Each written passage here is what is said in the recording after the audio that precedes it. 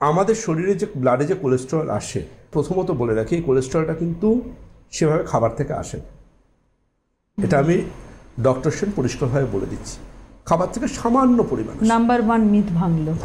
আপনি শুনলে আরও অবাক হবেন, আমাদের রক্তে যে কোলেস্টেরলগুলো দেখে, এই কোলেস্টেরল এত বেড়ে গেছে, সব খাওয়া বন্ধ।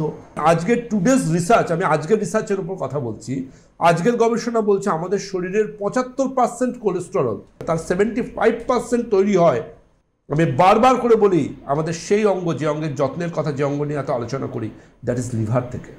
75% কোলেস্টেরল প্রোডাকশন করে আমাদের লিভার, মাত্র 25% কোলেস্টেরল আসে বাইরের খাবার থেকে।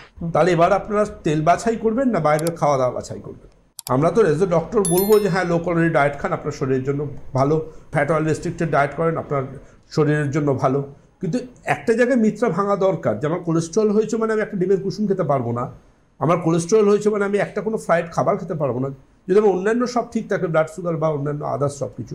এবার আপনি আমাকে প্রশ্ন করুন যে লিভারের কোন অসুখ হলে কোলেস্টেরলটা 75% তৈরি হয়, আমি উত্তরে একটাই বলবো, আজকের রিসার্চ বলছে এই 75% কোলেস্টেরলটার জন্য লিভার দায়ী নয়, লিভার থেকে তৈরি হলেও এটার জন্য দায়ী বংশগত ইতিহাস।